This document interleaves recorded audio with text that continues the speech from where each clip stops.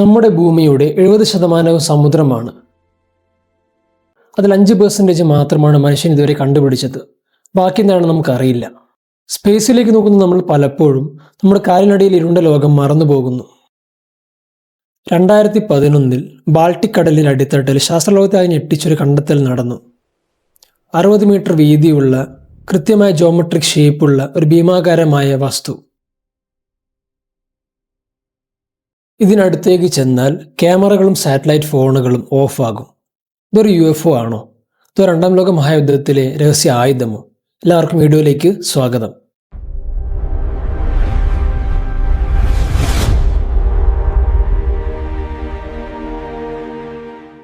ഈ കഥ ആരംഭിക്കുന്നത് ഓഷ്യൻ എക്സ് ടീമിൽ നിന്നാണ്. പീറ്റർ ലിൻബർഗ്, ഡെനിസ് ആബർഗ് ലീഡ് ചെയ്യുന്ന ഒരു സ്വീഡിഷ് ട്രഷർ ഹണ്ടിംഗ് ടീമാണിവർ.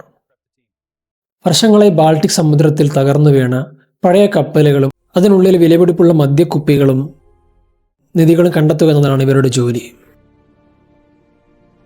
ബാൾട്ടിക് സമുദ്രം എന്നത് കപ്പലുകളുടെ ശവപ്പുറമ്പാണ്. ഇവിടുത്തെ തണുപ്പും ഓക്സിജന്റെ കുറവും കാരണം 100 വർഷം പഴക്കമുള്ള മരക്കപ്പലുകൾ പോലും കേടുകൂടാതെ കിടക്കും. 2011 ജൂൺ മാസം അവർ ഒരു പഴയ കപ്പൽ അന്വേഷിച്ച് ഇറങ്ങിയതായിരുന്നു. 10 ദിവസമായി അതൊന്നും കിട്ടിയില്ല. ടീം ആകെ നിരാശയിലായിരുന്നു.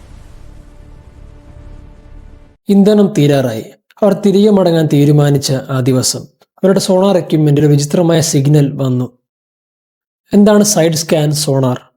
സമുദ്രത്തിന്റെ അടിയിലേക്ക് ശബ്ദതരംഗങ്ങൾ അയച്ച് അത് തിരികെ വരുന്ന സമയം കണക്കാക്കി അടിത്തട്ടിന്റെ ഒരു ചിത്രം ഉണ്ടാക്കുന്ന സാങ്കേതിക വിദ്യ.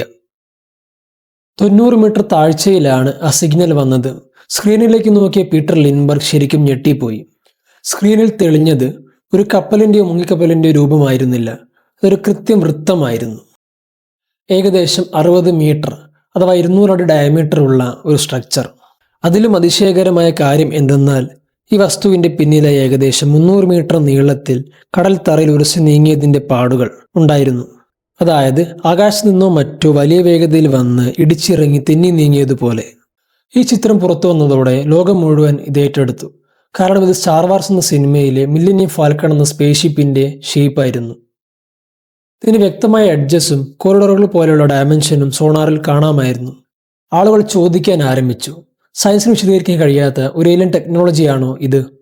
നാസ എന്തുകൊണ്ടൊന്നും പറയുന്നില്ല. ഓഷ്യൻ എക്സ് ടീമിന് ഫണ്ട് ലഭിക്കാൻ തുടങ്ങി. അവർ ആ വസ്തു നേരിട്ട് കാണാൻ സമുദ്രത്തിന്റെ അടിയിലേക്ക് ഡൈവ് ചെയ്യാൻ തീരുമാനിച്ചു. Mission return to the anomaly.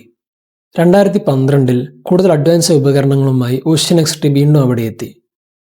100 metre താഴ്ചയിലേക്ക് dive ചെയ്യുക എന്നത് വളരെ അപകടം പിടിച്ച കാര്യമാണ്. വെളിച്ചമൊട്ടുമില്ലാത്ത സബ് സീറോ ടെമ്പറേച്ചർ ഉള്ള ഡീപ്പ് ഡൈവ്. അവർ ആദ്യം ഒരു റോബോട്ടിക് ക്യാമറ താഴേക്ക് അയക്കാൻ തീരുമാനിച്ചു.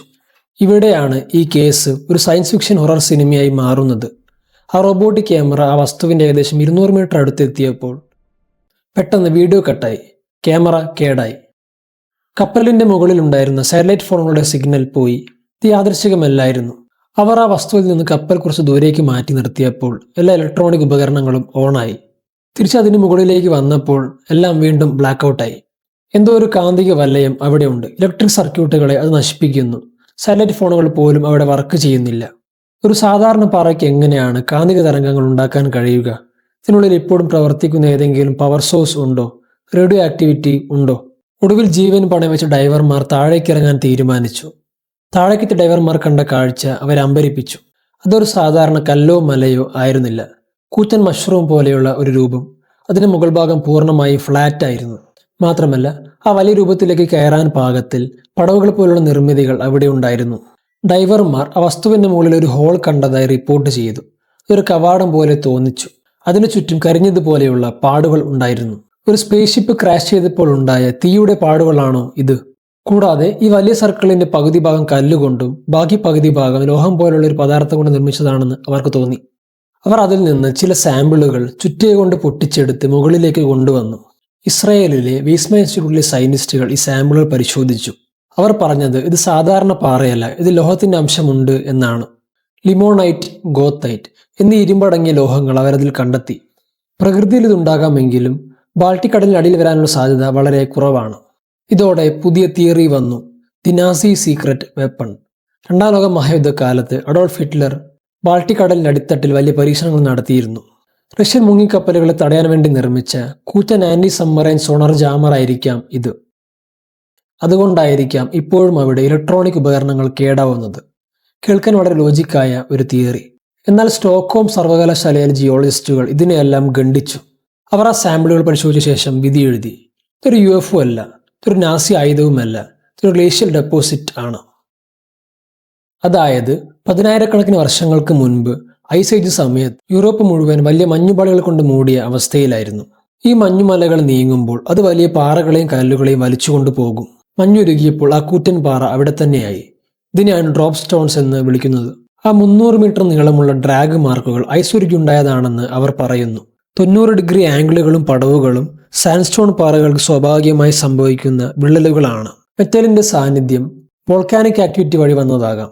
സയന്റിസ്റ്റുകൾ അങ്ങനെ പറഞ്ഞെങ്കിലും ഓഷ്യനെക്സ് ടീമും കോൺസ്പിറസി തിയറിസ്റ്റുകളും അത് അംഗീകരിക്കാൻ തയ്യാറല്ല. അവരുടെ ചോദ്യങ്ങൾ പ്രസക്തമാണ്. ചോദ്യം 1. അതൊരു വെറും പാറയാണെങ്കിൽ എന്തുകൊണ്ട് അതിനടുത്ത് പോകുമ്പോൾ ക്യാമറകളും ഫോണുകളും കേടാകുന്നു? ഐസേജിലെ പാറയ്ക്ക് ഇലക്ട്രിക്കൽ മാഗ്നറ്റിക് തരംഗങ്ങൾ ഉണ്ടാക്കാൻ കഴിയില്ലല്ലോ. ചോദ്യം 2. ആ ഡ്രാഗ് മാർക്കുകൾക്ക് പിന്നിൽ വ്യക്തമായൊരു ദിശയുണ്ട്. അത് വെറും ഒരു മഞ്ഞുമല വലിച്ചിഴച്ചതാണെന്ന് വിശ്വസിക്കാൻ പാടാണ്. ചോദ്യം 3. ആ കൂറ്റൻ വസ്തുവിന്റെ മുകളിലെ സർക്കുലർ ഹാച്ച് എന്തിനാണ്? സത്യം എന്താണ്? അത് 14,000 വർഷം പഴക്കമുള്ള പ്രകൃതിയുടെ വിസ്മയമാണോ? അതോ അന്യഗ്രഹജീവികളുടെ വാഹനമാണോ? അതോ നാസികളുടെ രഹസ്യ ആയുധമോ? ഇന്നും ബാൾട്ടിക് സമുദ്രത്തിന്റെ 90 മീറ്റർ താഴെ കൊടും തണുപ്പിൽ ആ കറുത്ത വലിയ വസ്തു ഉറങ്ങിക്കിടക്കുന്നുണ്ട്. 2012 ശേഷം കാര്യമായൊരു പര്യവേഷണം പോലും അവിടെ നടന്നിട്ടില്ല. ഫണ്ടിന്റെ കുറവും ആ സ്ഥലത്തെ അപകടകരമായ സാഹചര്യവും ആരും അവിടെ പോകാൻ അനുവദിക്കുന്നില്ല. നമ്മുടെ സമുദ്രങ്ങൾ ശരിക്കും ഒരു അന്യഗ്രഹ ലോകം തന്നെയാണോ? നാളെ ഒരു പക്ഷേ ഇതിനേക്കാൾ വലിയൊരു കണ്ടെത്തൽ നടന്നേക്കാം. ഈ വിഷയത്തെക്കുറിച്ചുള്ള നിങ്ങളുടെ അഭിപ്രായങ്ങൾ താഴെ കമന്റ് ചെയ്യുക. അടുത്ത വീഡിയോയിൽ കാണുന്നതുവരെ it's me Abhay signing of.